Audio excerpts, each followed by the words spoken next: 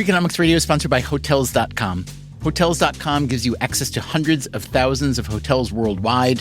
And when you join for free, you can save up to 20% instantly with member prices. Plus, every stay earns rewards. So when you book one trip, you're already lowering the cost of the next one. Hotels.com is simple, rewarding, and designed to help you get more out of every stay. Sign up for free and book today. Hotels.com. It's all in the name. Freakonomics Radio is sponsored by Amica. You know what they say, if you want to go fast, go alone. If you want to go far, go together. So go with Amica and get coverage from a mutual insurer that's built for their customers, one that looks after what's important to you together. Auto, home, life, and more, coverage that fits your unique needs. Amica helps you protect what matters most. Visit amica.com and get a quote today.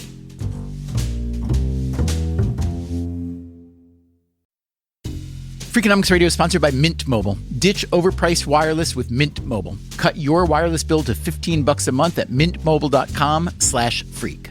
Upfront payment of $45 for 3 months, $90 for 6 months, or $180 for 12 months.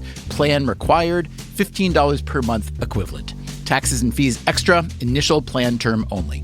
Greater than 50 gigabytes may slow when network is busy, includes up to 20 gigabytes hotspot. Capable device required. Availability, speed, and coverage varies. See mintmobile.com.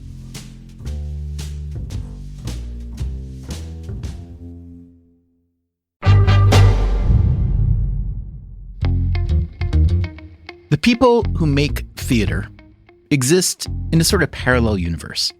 From inside this universe, it can seem vast. There are so many projects. The work itself is so immersive. And let's be honest, there is a lot of gossip to keep up with. But in reality, theater is a tiny universe when you compare it to all the other flashier forms of entertainment like TV and film, live music and sports, video gaming. The theater universe looks like a distant and dimming star. And yet, believers still believe. And every now and then, someone takes a shot that is so unlikely, so audacious, and if that shot lands, it rejuvenates the whole enterprise and makes the larger world take notice. In other words, this tiny universe really can produce one singular sensation. I'll start from a personal note. My son had been on vacation, and he came back, and we're 15 blocks apart. So usually he comes for breakfast and says, well, my next show, it's Hamilton. And I'm like, the Secretary of the Treasury of the United States of America? He's like, yes, I just read this amazing. And as I'm reading it... This is the Ron Chernow biography of Hamilton, correct? Hamilton, correct. He's telling the story to my wife and I see hip-hop singers jumping off the pages. In my head, I'm like, he went f***ing crazy. That is Luis Miranda Jr. His son is Lin-Manuel Miranda.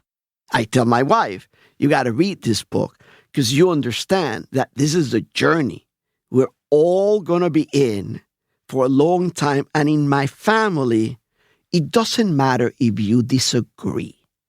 We all have to work together. Hamilton wound up becoming one of the most compelling successes in any form of entertainment at any time in history. It made the dimming, distant star of Broadway shine very bright, and it gave Luis Miranda a new full-time job. I do all of the philanthropy for the Miranda family. I oversee all of Lin-Manuel's companies and argue with him about what he should or should not do. Usually he ignores me. Everyone knows that Lin-Manuel Miranda became a major player because of Hamilton, but his father was the original player. He's a longtime political operative and activist in New York City who has worked with mayors, senators, and many others. The theater of politics and the theater on a stage are very, very similar. Lin-Manuel says all the time that I go through the world collecting money for candidates, and probably half of them never have a chance. But they're fights that you must fight. Theater is a bit the same way. You go and collect lots of money, and most of the shows don't make it. The same way that many candidates won't make it. But there's art that needs to be made. Some shows, I always wonder, why did they do that? But hey, someone had a dream. Luis Miranda himself had a dream for his son. I wanted him to be president of the United States, the first Puerto Rican president of the United States of America. And I know he could have done it. He is so good at it. I see him meeting with elected officials. He's so charming, but faithful to his beliefs. You're not going to convince him to say something he doesn't believe in. But Lin-Manuel wanted to do something different. When he was an undergrad at Wesleyan, he started writing a musical called In the Heights, a boisterous story about the spirit of community set in Washington Heights, a New York neighborhood close to where the Mirandas lived. Lin-Manuel and his friends, all very arrogant young people, they needed money to hire the actors and really further develop. I ask, how much do you need? And say, $40,000. I'm like, no, we're going to give you $40,000. This is 2005, 2006. I said, but I know what I'll do. I'll ask my friend, who's the artistic director of Repertorio Español, Spanish repertoire, to lend me the theater. You guys do a reading. We'll invite people and we'll ask them $1,000 a pop. A backer's audition, this is. Correct. Friends coming together because you're telling them that your kid is good. In the Heights eventually made it to Broadway, where it won 4 Tony Awards and ran for nearly 3 years. Not long after that came Hamilton, which turned out to be a $1 billion franchise. There's an old cliche about Broadway. You can make a killing, but not a living. There is an occasional smash hit like Hamilton, but much more common are the failures and the flops, which don't cost any less to produce than the hits and leave behind a trail of regret.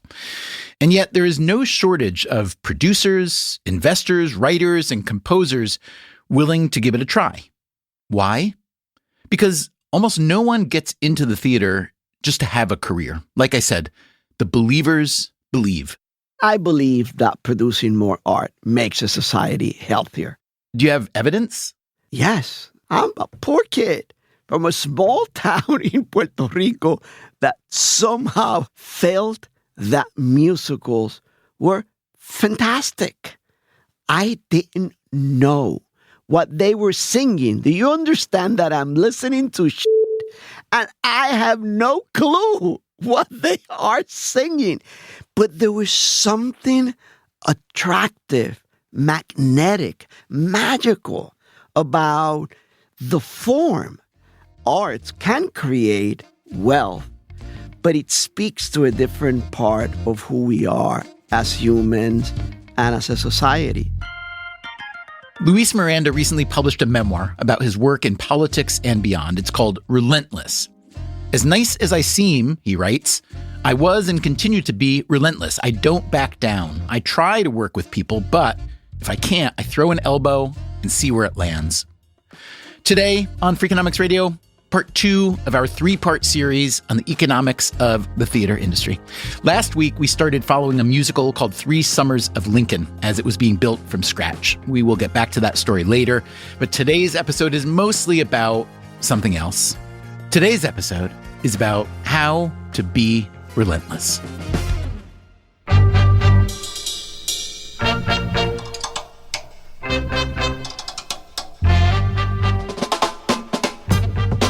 This is Freakonomics Radio, the podcast that explores the hidden side of everything, with your host, Stephen Dubner.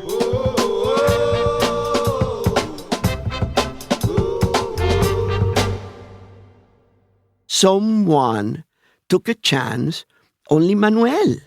And for me, you never finish paying for that. Who was it that took a chance on him? Jeffrey Seller. Good afternoon, Jeffrey Seller here. I am the producer of Hamilton on Broadway and all over the world. When Seller and I spoke, he had two shows running on Broadway, Hamilton, which is about to celebrate its 10th season, and a revival of Stephen Sondheim's Sweeney Todd. His past credits include Rent and Avenue Q. Seller is also about to publish a memoir called Theater Kid. He grew up in a chaotic working-class family in a Detroit suburb. I came to New York with my bar mitzvah money. I had maybe $1,100, $10,000 of student debt, and my first job netted me $205 a week in 1986. So I had no money. I had no family money. There was no one in my family I could ever call to say, could you put $20,000 or $10,000? I mean, that would be a joke. But Seller kept at it and defied the odds to become one of the most successful Broadway producers of his generation. We should say here that the word producer can mean a few different things in live theater. It can mean that you originate a project, whether financially, creatively, or both. That's what Seller calls a holistic producer. Or it could mean that you are primarily just a cash contributor.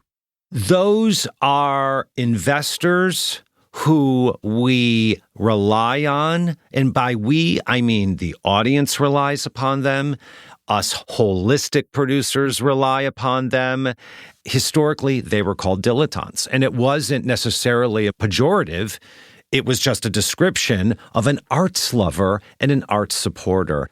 Is there a relatively infinite supply of the people formerly known as dilettantes? There's an interesting pattern, which is that by the late 70s and the 80s, there were very few investors on Broadway. If you look back to the 1980s, if you remove the four British mega hits, Cats, Les Mis, Phantom, and Miss Saigon, all produced by Cameron Mackintosh, we had very little musical theater or legitimate play theater going on Broadway. People with money had not yet discovered Broadway. Maybe they discovered the world of visual art first. But a lot of people with money started to discover Broadway, enjoy going to Broadway, and enjoy investing in Broadway. We are producing more musicals every year as a result of that activity. What Jeffrey Seller didn't say there was that a modern Broadway producer needs all those outside investors because it has become so much more expensive to create and run a show. We'll get into that as we go. I asked Seller to tell me how he came to take a chance on Lin-Manuel Miranda. Lin and his colleagues, Tommy Kail, who's his director, they walked in my office in the summer of 2003. None of them were 30. They weren't even close to 30. They were courageous and adorable and fun. And the next thing I did is I went and watched them do Freestyle Love Supreme, their hip-hop improvisation show. Your last word is fracking. The last word is fracking, and I am attacking this beat because it's sweet to be back on this street Broadway. Ever since I was a little kid, this was my only dream, the only shit I ever wanted to did, or do I mean do? I don't know, I like it. Jesus, guys, I am so fracking excited. And I thought, oh, Lin is a genius. How is he making these raps up on his feet? So I knew I was in the presence of sheer brilliance. When I experience a new musical, I want the music to prick my ear in a different way. And we created a reading of In the Heights with a small band. And this was my first experience of it. When Lin came out and started that warm, enveloping rap, lights up on Washington Heights up at the break of day. Lights up on Washington Heights up at the break of day. I wake up and I got this little punk I gotta chase away. Pop the grade at the crack of dawn, sing while I wipe down the awning. Hey y'all, good morning. And then this gorgeous chorus joined behind him singing In the Heights. We live with just enough In the heights, I flip the lights and start my day. There are fights and endless debts and bills to pay. In the heights, I thought, I've never heard rap and Broadway choral music married together so beautifully. It made the hair on my arms stand up, and I was in. So Jeffrey Seller produced In the Heights on Broadway, where Lin-Manuel Miranda announced himself as a rare double threat, a theatrical writer who starred in his own shows. And while performing in the Heights, 8 shows a week, he began developing Hamilton. Sellers first read the Hamilton script in 2014. I'm an atheist, but it felt like there was divine intervention. I mean, if God was over Michelangelo's shoulders, then he was over Lynn's shoulders as well. Hamilton had its opening run at the nonprofit Public Theater, a downtown institution known for producing Shakespeare in the Park and for having originated a number of Broadway hits, including a chorus line. After a few months at the Public, Hamilton moved uptown to Broadway and quickly became a monster hit with premium tickets selling for over $1,000. And the world's gonna know your name. What's your name, man? Alexander Hamilton. My name is Alexander Hamilton. And there's a million things I haven't done. But just you wait, just you wait. Today, Hamilton tickets go for an average of around $190. And what about the other show that Jeffrey Seller had on Broadway when we spoke? A full price ticket, Sweeney Todd, $229. Okay. So of all... Why? Why does that ticket have to be $229? Correct. Because I employ to do that show every night almost 100 people. The good news is that every single one of those people is making well over $2,000 a week. And because they have a great union, they are making benefits that drive their salary closer to $3,000 a week. And as a producer, not as a human, but as a producer, how do you feel about that? I am concerned today that we're losing the ability to hit, in baseball terms, a double. When I did Avenue Q, the show cost $3.5 million to put on Broadway, same capitalization as Rent did 6 years before that. We could operate the show, that means how much it costs every single week to run, for about $325,000. So if we were grossing $500,000 a week, we were making a nice little profit.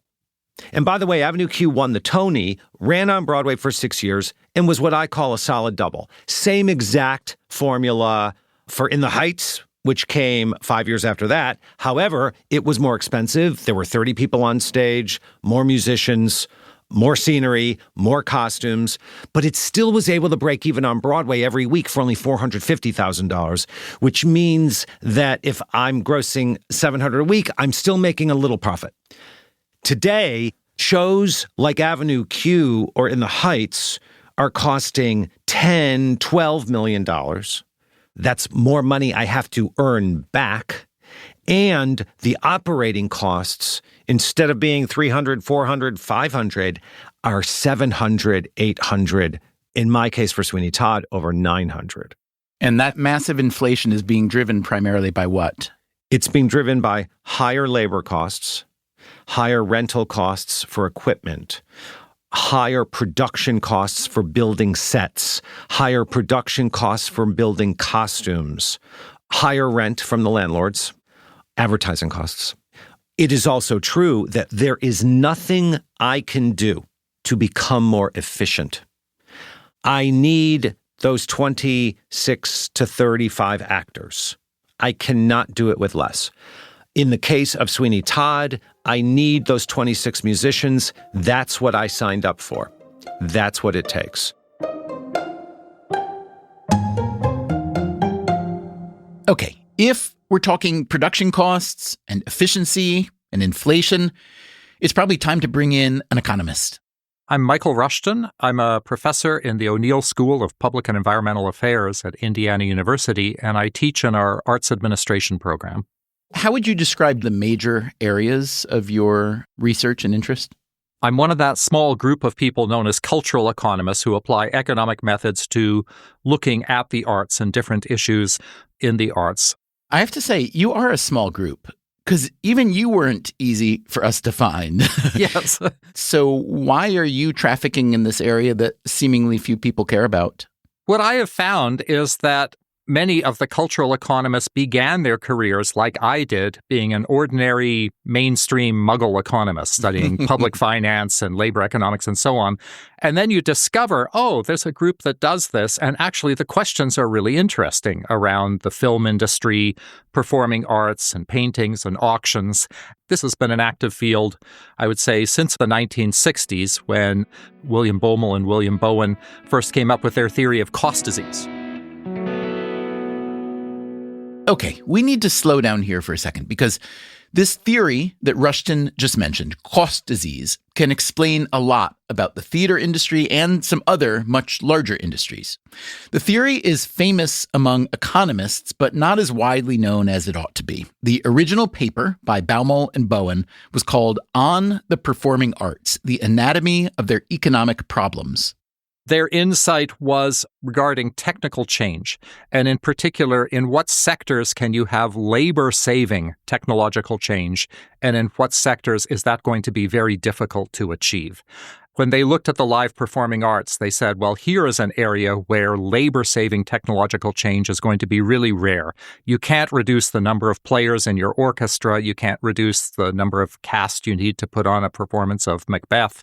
And wages have to rise with the rest of the economy, which means constantly your costs are going to be rising. And in theaters right now, we see that. If you speak to any theater producer who is saying, well, we're struggling to get by, one of the first things they say is, our costs keep going up. And the main cost that they face is labor. You have to pay your performers, you've got to pay your crew, you've got to pay your back office staff. And it's just really hard to save on those kinds of numbers. So here's their foundational paper. This is from the American Economic Review of 1965. They wrote, in order to join the ranks of the rising productivity industries, the arts would somehow have to learn not only to increase output per man hour, but to continue to do so into the indefinite future. Otherwise, they must at some juncture fall behind the technologically progressive industries and experience increases in costs which stem not from their own decisions, but from the inexorable march of technological change in other parts of the economy. On a scale of 0 to 10, how true did that prediction become? 10 out of 10. We see the pressures of cost disease in all of the sectors that Baumol and Bowen mentioned where you can't really save on labor. Education would be one example. A teacher can only handle so many students at a time, and teachers' wages have to rise with the rest of the economy or nobody's going to want to be a teacher anymore. Healthcare is another example, and it's an interesting one because we think, well, there's been lots of technological change in healthcare. We have all these machines now. We have all these new pharmaceuticals. That's very, very true. But a large part of your healthcare costs are labor. Paying nurses, paying technicians. You can't just say, well, one nurse can handle 200 patients at once now because of technological change. So I don't mean to insult your profession, but here's a question. This was a paper written, nearly 60 years ago that laid out exactly the problem that we're seeing not only in theater and the other performing arts, but in, as you said, healthcare and education, which are much, much bigger sectors. It strikes me that a lot of people are still flabbergasted that costs in things like education and healthcare have risen so much relative to other things. In other words, Baumol's cost disease has been around and understood and preached by economists for nearly 60 years, but it seems that no solution has arisen to actually combat the problem. Why do you think that is? Is that a failure of economists to communicate the problem? Is it a failure of economists and others to come up with viable solutions? Is it a failure of policymakers? Or is this just the way things are and humankind has to figure out different ways to do things? I think there is a communication issue. The first thing is actually calling it cost disease. What is it resulting from? It's resulting from our getting richer. You only have cost disease because the economy as a whole is becoming more productive and real incomes are rising. So that seems like an odd disease where you say, yes, we're all getting richer. What cost disease is referring to is that productivity changes are going to be different across sectors. Over time, manufactured goods have become far, far cheaper. Raw food production has become cheaper. Transportation has become cheaper. Other things that involve personal services are going to get more expensive. Haircuts, teaching, massages, live theater. Agatha Christie famously remarked that when she was young, she never thought she would be so rich as to be able to own her own motor car and so poor that she wouldn't be able to have servants. So, Michael, I guess if you wanted to put a positive spin on this, you could say that we as an economy, as a culture, as a civilization are rich enough to spend an ever larger portion of our income on important things like education and healthcare. Yes, we are getting richer and we have more income to be able to spend on education, healthcare, personal services, and the arts because other things in our economy have become so much cheaper. Once you know how cost disease works, you see it in a variety of places, including Hollywood. The economics of the movie industry is easily as weird and interesting as the economics of live theater. Maybe we'll do a series on that someday. It used to be that successful films would generate a lot of money for their creators, but that is no longer necessarily the case, especially for independent filmmakers. Two of the most acclaimed films from last year were Anora and The Brutalist. The filmmakers behind them, Sean Baker and Brady Corbet, have both described how the costs of making the film were so extreme that they were barely able to pay themselves. So what do you do if you are making theater and losing money? Here's the producer, Jeffrey Seller, again. I have two choices: close my show or put more money in the bank so I can finance the losses every week. So now you've just gotten to the second most important decision a producer has to make. After what show will I do? When do I close? When the amount of money I bring in every week is less than the amount of money I need to operate my business, I close. What happened with Funny Girl? Can you explain that? Where it looked like it was destined for an early and huge loss, and then it ended up recouping like the week before it closed. What happened? Right. Well, what happened is that a young, talented star named Leah Michele came and completely 180 degrees turned that show around. Now, why would it then not extend? Was the theater already spoken for? I think they had her for a year, and stars like Leah Michele or Josh Groban, to get them to come to Broadway for a year is a wonderful thing. And it's very rare that you would get someone of that caliber to extend. Many stars, when they come to Broadway to do a play, will come to do like a 12-week run and they're gone. Asking a star to play 52 weeks is an enormous lift, and only special stars who love musicals, Hugh Jackman, Leah Michele, Josh Groban, are willing to do that because of their deep love for the form. Coming up after the break, yes, paying all those performers and backstage personnel is a huge cost center for a theatrical producer, but you also have to rent a theater, and the economics of that are particularly tricky. There's only so many blocks that make up Broadway. I'm Stephen Dubner. This is Freakonomics Radio. We'll be right back.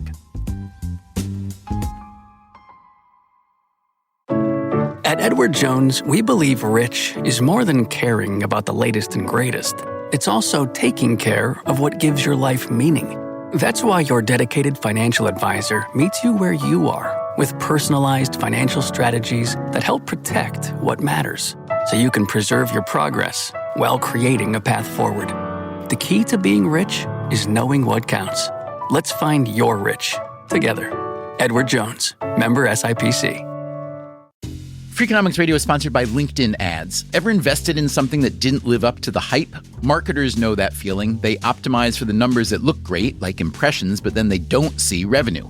LinkedIn has a word for that: bull spend. Instead, you can get the highest ROAS of major ad networks with LinkedIn. Cut the bull spend, advertise on LinkedIn. Spend $250 and get a $250 credit. Go to linkedin.com/Freakonomics. Terms apply.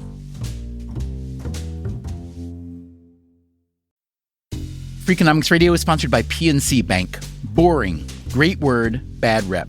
Yet time and time again here at Freakonomics, we find that when something culture-changing happens, boring things like calculations and careful planning are usually behind it. Which begs the question, why not apply it to other aspects of life, like banking, for example?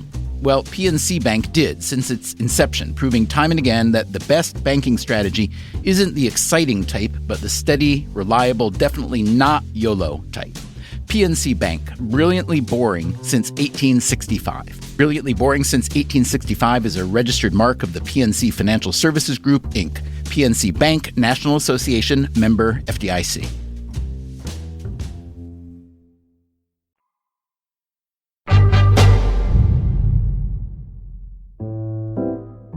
As we started putting together this series on the economics of live theater, we spoke with all sorts of people: producers, writers, performers, economists, historians. There are a lot of people in this ecosystem, and we wanted to hear from all of them. But there was one group of people that would not speak: the big theater owners, the landlords. They are the ones who own the buildings and decide which shows are coming in. They employ ticket takers and ushers, bartenders and security guards. The landlords are thought of as members of the Broadway community, but that's a bit like saying that the royal family are members of the British community. Their position comes with a guaranteed level of wealth and leverage. There's only so many blocks that make up Broadway, per se, and there's only so much land. Like Will Rogers said, buy land because they're not making any more of it. My name is Hal Luftig, and I'm a Broadway producer. Some of my credits include Here Lies Love, The Life of Pi, Legally Blonde, the revival of Evita, Thoroughly Modern Millie, Kinky Boots, and it goes on. I've been doing this for 30-something years. To this day, I still get excited, like a little butterfly effect in my stomach when I walk into a theater. The smell of it, the dinner of it, being walked to your seat, handing a playbill, sitting there knowing a curtain's going to go up, and you, with all the people sitting around you, are going to be, watching and laughing or crying at the same thing. There are 41 theaters in New York that qualify as Broadway houses. 33 of them are owned or operated by one of three groups: the Schubert Organization, the Niederlander Organization, and ATG Entertainment, formerly known as the Ambassador Theater Group. The Schuberts and Niederlanders have been around for generations. ATG is a British newcomer that is majority owned by a Rhode Island private equity firm. All of them declined our interview requests. I mentioned this to Hal Luftig. The landlords don't want to talk. The theater owners have no interest in talking. Schubert, Niederlander, Disney, ATG, none of them want to talk. Gee, I wonder why that is. Maybe you can tell me. I don't know why. Oh, yes, I will. All right, tell me. Theater owners now are a very big profit participant. And by profit, I don't mean after the show makes money. First, they get all of their expenses. It's called weekly rental, and that includes everything from payroll to toilet paper. On top of that, they get a weekly royalty, which could be 3, 4, 5, 6%. It depends on the theater owner, the show. If the show is doing well, like $1 million a week, do the math. So that is a chunk right there. And their costs have gone up. Insurance, mortgage payments, interest rates, things like that. So they pass that right on to the show. That has changed over the years. How did it used to be? It used to be you paid a rent. There wasn't really a royalty attached to it. It was in the 70s, 80s, where they realized they could make a whole lot more money. They also realized, why don't you bump the tickets up $2 here and then $5 there? This is all before dynamic pricing. This was just, hey, if the show is successful, why sell a ticket for $25? That's how far back we're going. Liza Minnelli in The Act was $25, and people were outraged, Stephen. I remember people thinking, what the hell, $25? When it opened and became sort of a hit, they bumped it up to $27.50. You shared in some of that, sure, as the show, but they got the lion's share because of their royalties. So that's how theater owners kind of work. I mean, it sounds like what most economists would think of as a monopoly. They have pretty total control over a limited capacity of places where people like you can do your work. Is that the way it seems from your end? Yes, it totally does. But they would say, and there's part of me that does understand this, that when a theater is dark, they're receiving no income and they do have all of these bills to pay. You know, if a show is in trouble, they'll reduce the rent or they'll waive the fee. So, yeah, they do help. Of the three major Broadway landlords, ATG is both the newest and the smallest. They bought out a firm called Jujamson, which had been run for years by Rocco Landisman. He's one of the producers we heard from in part one of this series. You will remember he got his start by producing a musical called Big River, The Adventures of Huckleberry Finn. I asked him what it was like to compete against the bigger and more established landlords, the Schuberts and the Niederlanders. We had to find some way to make a name for ourselves, a way to get recognized, because we were the third wheel there. We were the smallest. We didn't have the most desirable theaters. We had to find a way to create a profile for ourselves, a way to be identified. One way of doing it was to do plays that maybe were more normally done in regional theaters because they were not obvious commercial plays. Our first successful show was M. Butterfly by David Henry Hwang, which you wouldn't think of as necessarily a conventional Broadway show, but it turned out to be very successful. The big turning point for us was Angels in America. We were in a fierce competition with Schubert for that show, and we were able to convince Tony Kushner, the author, that he should go with us, that we'd be more committed to him as a playwright, to his career. I remember telling Tony that, everyone wants Angels in America, but you're going to write the next play or the one after it that's not as commercial, but we're going to do it. We're going to be there for you, and we're committing to your career, not just to the one play. A couple years ago, Jujamson was sold to ATG in a deal valuing their theaters at around $300 million. ATG is thought of as a comer, in large part because of this woman. I was headhunted to be the producer of Ambassador Theatre Group, ATG, as they were called, in 1999, 2000. I was really young. That's Sonia Friedman. She is the most prolific theatrical producer of our generation, on Broadway, in London's West End, and beyond. She's produced more than 200 shows. She's won dozens of awards. It was Friedman, by the way, who brought in Leah Michele to save Funny Girl.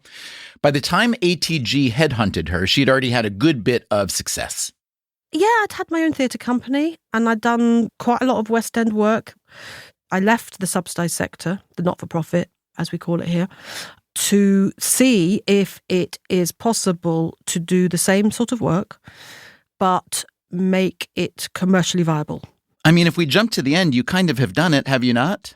I'm not going to ever think I've sort of cracked it, because I haven't.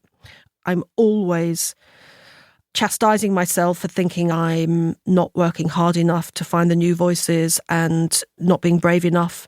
I want to be as fearless as I was when I first started producing. But back to ATG. Same model, bringing the fearless model into the commercial world. Yeah, bringing the fearless. And they were absolutely fantastic. This was two people, Howard Panter and Rosemary Squire, who founded ATG. They supported me and they let me get on with it. Over the years, ATG got bigger and bigger. And at one point, I separated from them directly and formed my company, Sonia Friedman Productions. Totally separate, or were they an investor? The official word is subsidiary. I'm a subsidiary. But in terms of the running of the company, I'm completely 100% creatively independent and raise the vast majority of the finance myself. It's like a first look deal with them. I absolutely have a partnership with them, but they basically leave me alone. As an essentially independent producer, though, you have access to their real estate. Well, yes. So as I was growing up in the business, they were growing too.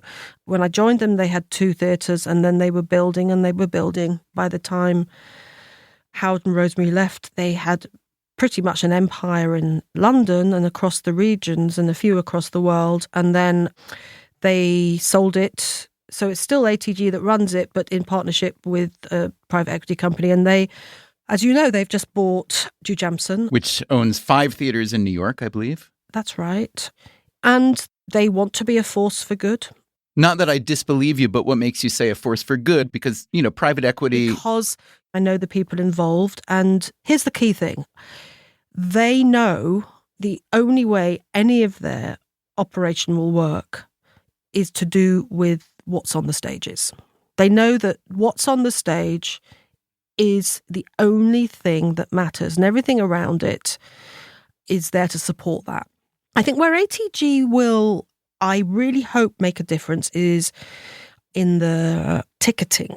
That sounds really boring, doesn't it? It does. That's okay. But I believe that theatre is a little bit behind the times in how we find our audiences, how we talk to our audiences, the data modelling and who our audiences are and where they're coming from and what they like and how we capture their imagination. And I think ATG are very, very forward-thinking.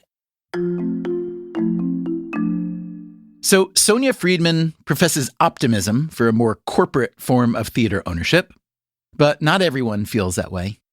Theaters are best operated when it's a mom and pop business. That, again, is the producer Jeffrey Seller. We're not a real business. To expect a theater to have earnings growth every quarter is crazy. We go up and we go down. We have hits, but in between those hits, we have 4 flops in a row. One cannot guarantee shareholders or banks or whoever those people are consistent earnings. The danger is that they're going to contribute to inflation by needing to take more of that box office pie to share with those money people.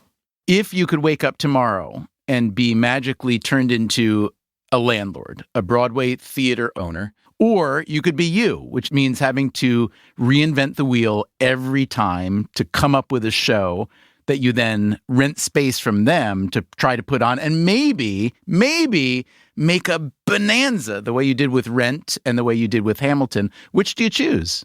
Oh, I choose to be a producer 7 days a week, 365 days a year. I didn't come to New York to be a landlord. I'm a poor kid from Detroit who likes musicals. I don't like buildings. How good a business is the Broadway theater landlord business, however? I wouldn't turn it down. It's a fantastic business. It's heads I win, tails you lose. Period. End of discussion. I'll say that to their faces, and they know it.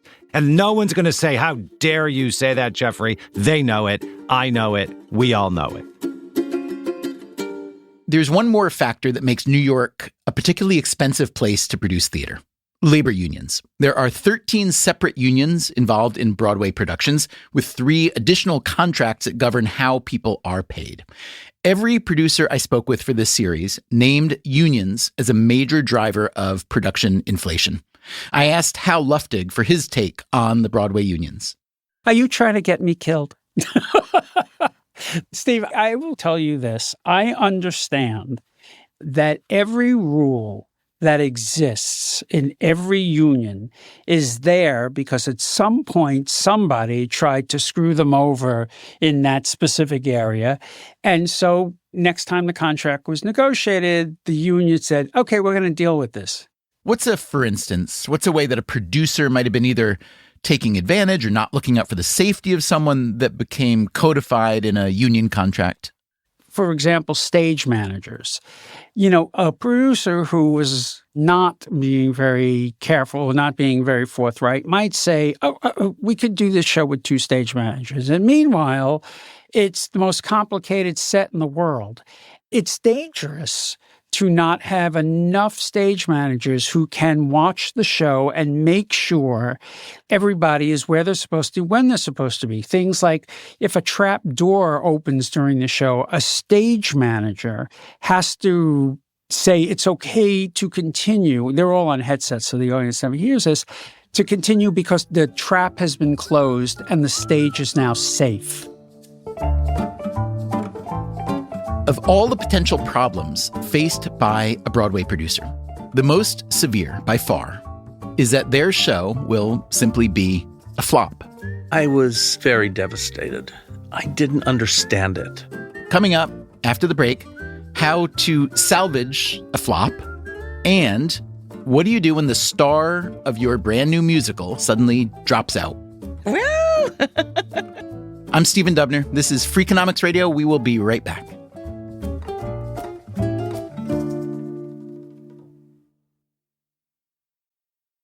Freakonomics Radio is sponsored by Figure. Did you know that 40% of homeowners own their home outright? If that's you, don't let your equity sit idle. Tap it with a home equity line of credit. Figure, the #1 non-bank HELOC lender in the U.S., helps tap equity you've built in your home so you can do things like tackle a renovation or pay down debt. HELOC is a line of credit secured by your home. You can draw what you need, repay, and draw again. Figure offers a 100% online application. Get approved in 5 minutes and funding in as few as 5 days. It's faster than a bank loan and cheaper than a personal loan. Check your rate today without impacting your credit at figure.com/Freakonomics. This post is sponsored by Figure, NMLS ID 1717824. Figure is an equal housing lender. For more information about their licensing, visit nmlsconsumeraccess.org. Figure's HELOC is subject to credit approval and terms apply. Freakonomics Radio is sponsored by Zip System. Zip System building enclosures are designed as one integrated roof and wall system that makes it faster and easier to create a tight, dry building enclosure. Instead of a mix and match approach, all components work together as one system, eliminating the need for house wrap and felt. Because they keep your build protected against weather starting from day one, that means fewer steps and less opportunities for delays. Explore their family of products and learn more at zipsystem.com. Freakonomics Radio is sponsored by Dell Technologies. When you're at work, you never know when you'll be interrupted. But with the Dell Pro powered by Intel Core Ultra with vPro, no matter what distracts you, your laptop won't. It's battery optimized for the way you work with built-in intelligence that quiets distractions when you need to focus. Your laptop will help keep you locked in even when it's bring your dog to work day. Built for those who stay in the flow, the Dell Pro, built for you. Dell.com/Dell-Pro.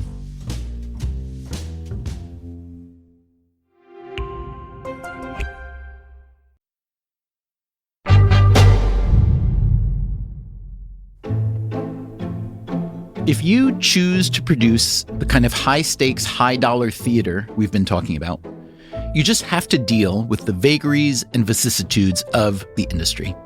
A huge hit can come out of nowhere, and what looks to be like a sure thing can cave in on itself and burn $20 million. Of course, the vast majority of new shows live somewhere in the middle of these extremes, but it's the extremes that come to define the industry. Consider one highly anticipated show from last season, a revival of The Who's Tommy, with music and lyrics by Pete Townsend. The first Broadway production, which was based on The Who's 1969 rock opera, played for more than 2 years in the early 1990s. This new revival was capitalized at around $15 million, but it lasted only a few months. I don't generally like to raise $500,000 and have it go down the tubes. That is Richard Winkler. He's one of the lead producers on 3 Summers of Lincoln, the new show we're following in this series. He was also a co-producer, one of many, on The Who's Tommy. I thought that the production was an absolutely first-class piece of musical theater. I do not understand why it did not work. I thought every single baby boomer who saw the show would want to come back and see it again. I was very devastated. I didn't understand it, and I don't like stuff that I don't understand. It's hard to predict, isn't it? You know, there's so much alchemy that's involved in a successful Broadway musical or a successful Broadway play. I'm going to see Oh Mary this evening. You're going to laugh a lot. I understand I'm going to laugh a lot. Everybody tells me I'm going to laugh a lot. But who in the world would ever think that a show that opened off-Broadway with 2 unknowns in it would become the big Broadway sensation of the season?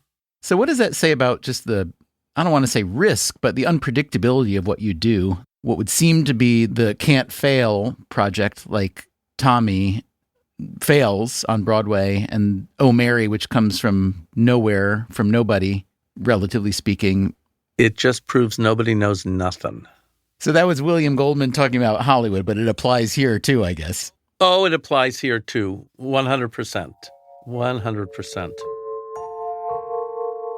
Oh Mary is an absurdist, slapsticky comedy created by Cole Escola. The New York Times called it an unhinged historical fantasia that imagines its protagonist as an alcoholic cabaret singer married to a gay guy. The protagonist, by the way, is Mary Todd Lincoln, and her husband, the gay guy in Oh Mary, is Abraham Lincoln.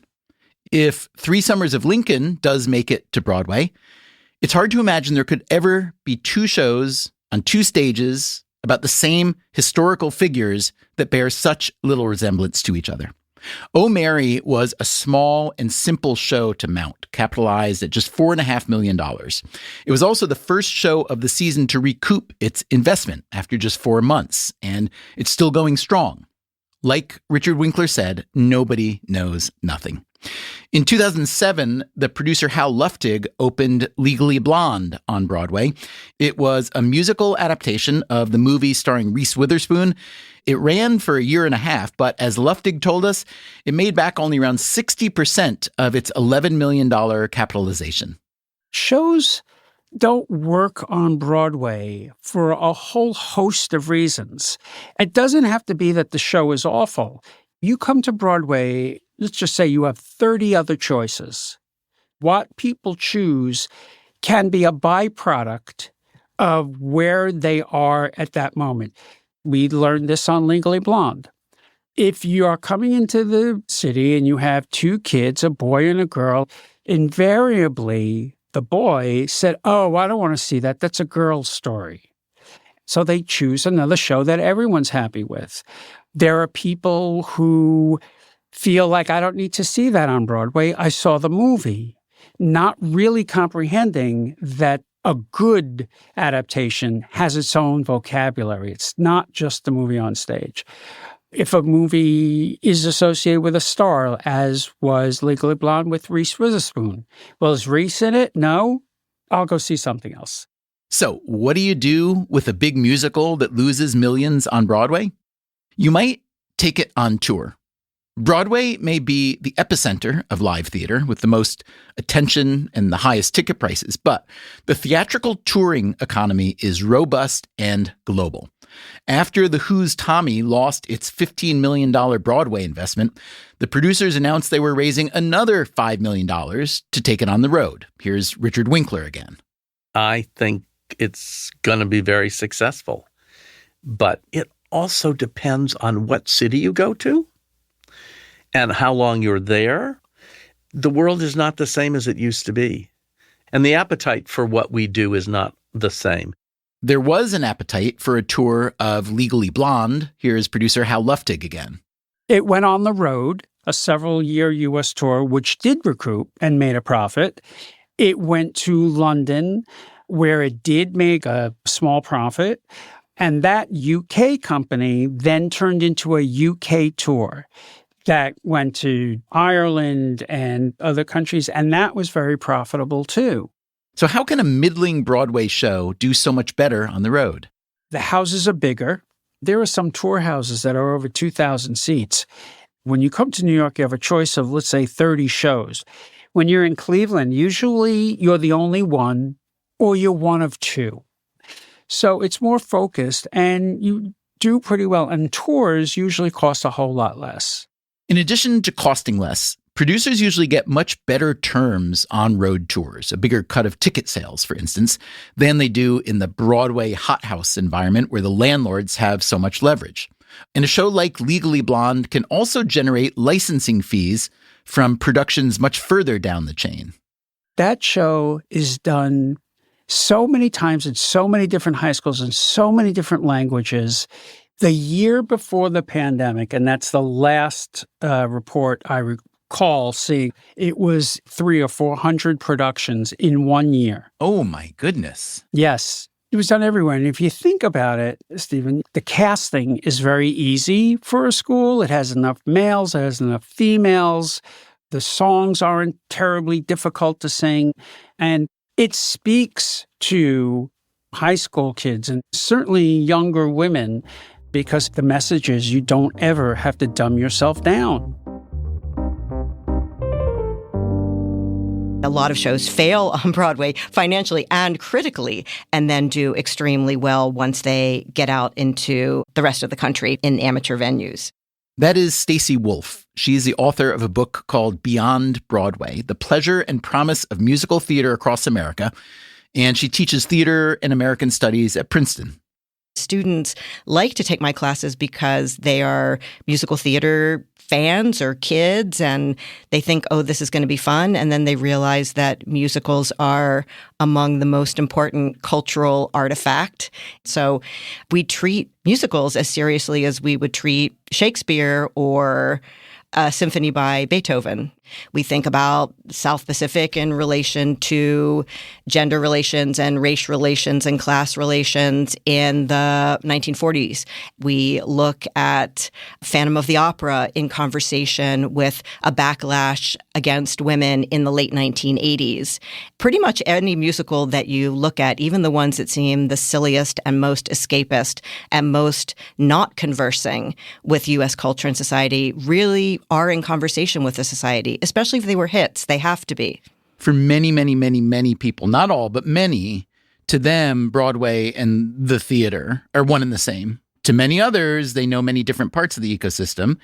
But in terms of public perception and in terms of, size of industry and number of participants and so on, how do you see it? Broadway is to the whole ecosystem Tiny. Tiny in terms of number and outsized in terms of symbolism. Just symbolism and not, let's say, profits, since we're talking about an industry? Not in terms of profits. A lot of great things happen on Broadway. Broadway is the place where it begins. It's symbolically important. It creates the canon. It creates the version by which all other versions are compared.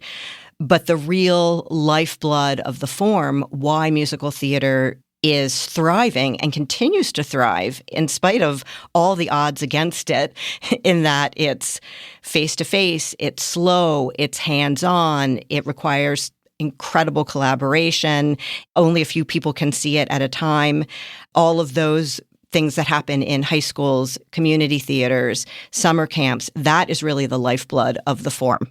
Persuade me that when you call the non-Broadway or even the non-commercial side of theater the lifeblood, that's not an emotional description versus an empirical description. For example, in 2017, 2018, the Educational Theater Association, which does a survey every year, found more than 37,000 high school productions took place that year, with more than 46 million people in the audience. That compares to around 12 million people who see a Broadway show in a given year. So, yes, technically, the audience for high school musicals is at least 3 times bigger than the Broadway audience. But without Broadway, high schools wouldn't necessarily have shows to produce. Once the show has the As Seen on Broadway imprimatur, it then has a certain kind of stamp of approval that makes it legible to anyone. Another example of this, not of a show that didn't succeed, but a show that was never intended to succeed, was Newsies, Disney's Newsies. What do you mean it was never intended to succeed? Newsies from the beginning was answering the cry of fans who had seen the movie, who really wanted a stage musical of the movie. So they created Newsies to have just a super brief run on Broadway, and it was meant to go out and tour and then become an amateur production. It did very well on Broadway, and because it was fairly cheap to run, because it had a set that was always meant to tour, it made back its money very quickly. Once it went out on the road, it did well, and once it went to schools, it was and continues to be very, very popular. What is it about that show that works in schools? It has a very light romance between a feisty girl and a delightful boy that has a huge chorus that's endlessly expandable. And even though they're newsboys, they can also be played by girls. It doesn't have any bad words. The politics are kind of, I won't even say Marxism light, but kind of labor movement light. So it has a good, uplifting message. There's nothing to offend anyone in Newsies. And also, it can allow a completely multiracial cast. It has a character with a disability. So it has a lot of great stuff going on for a school. And it's very entertaining. The music is super catchy, easy to sing. It can have a lot of dance or doesn't have to have a lot of dance, depending on what you have in your school. Because for high schools, the teacher or the director is always having to calculate who they have in their population. So it's never an arbitrary choice for them. It's a very calculated decision about what show can they do. Do they have enough parts for girls? Can their kids sing the show? Do they have musicians? Okay, so what does it cost? If I'm a high school and I want to put on Newsies or 3 Summers of Lincoln, let's say 3 years from now, what's it going to cost and how does that licensing work? Typically, a full-length show costs somewhere around $3,000. If you were going to do a Broadway junior show, a 60-minute show, that would run you closer to $700 for the show. So if I'm the originator of a show that played on Broadway, it succeeded, it failed, it was somewhere in the middle, whatever, I hear you say some high school wants to license it for somewhere between $700 and $3,000. How many productions might there be in a given year, and how much money might that represent? There can be thousands of productions per year, and it can be some millions of dollars per year. Let me just tell you a little bit more about 3 Summers of Lincoln. So it's a musical. It's got comic moments. It's got serious moments. It's got some gospel. It's got some kind of Broadway music. It's got some field music. It's got some jazzy-ish, bluesy stuff. It's primarily about the relationship between Abraham Lincoln and Frederick Douglass, and really how Douglass radicalized Lincoln, turned him into an abolitionist, and how Lincoln, to his surprise, won re-election when he thought he was going to lose. What does that sound like to you as a high school musical? What do you think the prospects are? Honestly, it sounds challenging. Because why? Because any musical that deals with something as overtly political as race relations could have a hard time in our country at this moment. There probably will be certain segments of the country that would be absolutely thrilled to do a show like that. It also sounds to me there's a great friendship in the center of this, which is always something welcome for high school shows. How have issues around free speech and hate speech and identity politics, how has all that affected which shows get chosen to be produced in high schools? I can't overstate how much those issues have affected what's produced. It's so difficult for a high school teacher and students to get their show past a school board, a principal, and a community that finds problems with every single issue.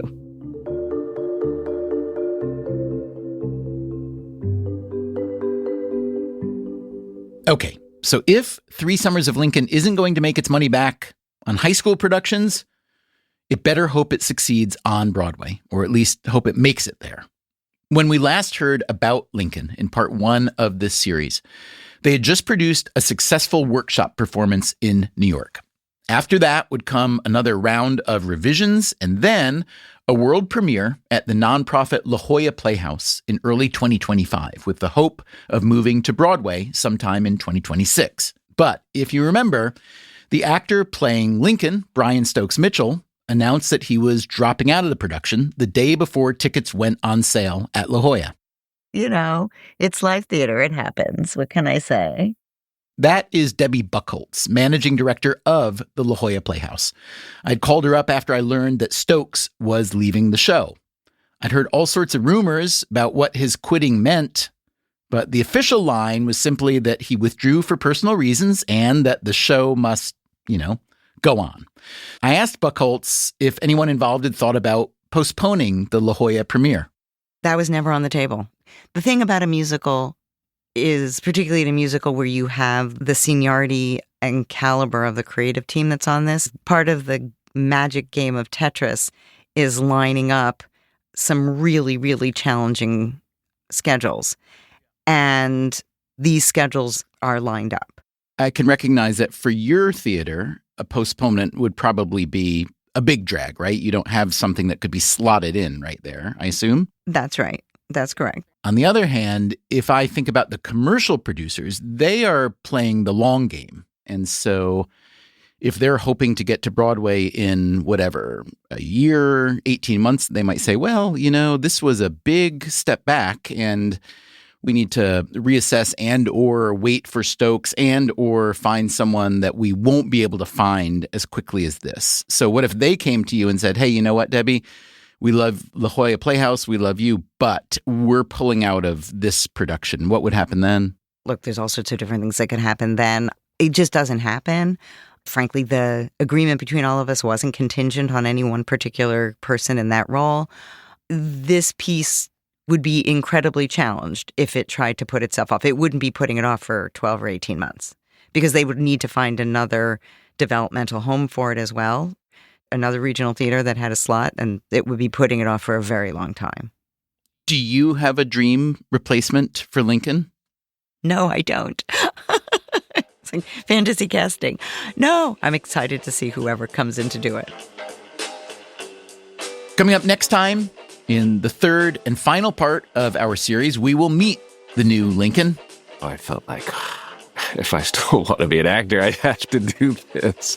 We'll hear from Mary Todd Lincoln, not the alcoholic cabaret singer from Oh Mary, but the Mary from 3 Summers of Lincoln, about losing her original Abraham. I was concerned. And we'll ask the commercial producers how they're feeling. I believe that after La Jolla, people will be throwing money at the project. That's next time. Until then, take care of yourself. And if you can, someone else too. Freakonomics Radio is produced by Stitcher and Renbud Radio. You can find our entire archive on any podcast app, also at Freakonomics.com, where we publish transcripts and show notes. This episode was produced by Alina Kullman. It was mixed by Jasmine Klinger with help from Jeremy Johnston. The Freakonomics Radio Network staff also includes Augusta Chapman, Dalvin Abuaji, Eleanor Osborne, Ellen Frankman, Elsa Hernandez, Gabriel Roth, Greg Rippin, John Schnars, Morgan Levy, Neil Carruth, Sarah Lilly, Teo Jacobs, and Zach Lipinski. Our theme song is Mr. Fortune by the Hitchhikers, and our composer is Luis Guerra. As always, thanks for listening.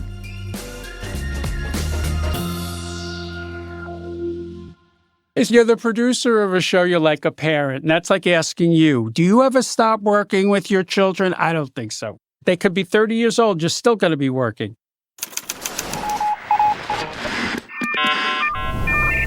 The Freakonomics Radio Network, the hidden side of everything.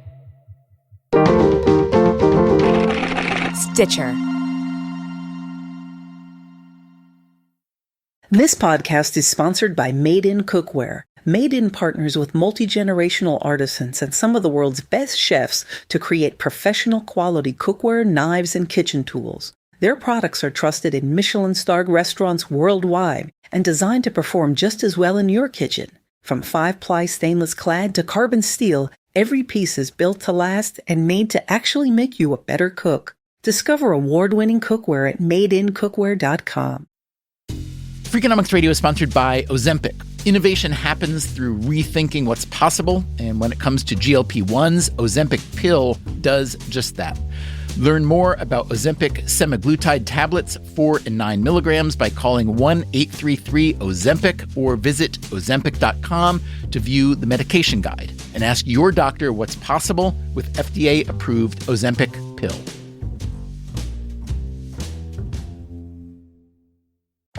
Welcome back to Sure, I Get It Delivered!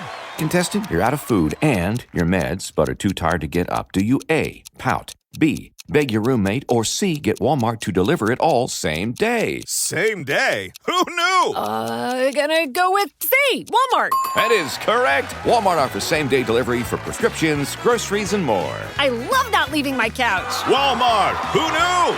Subject to availability, restrictions, medication exclusions, and fees apply.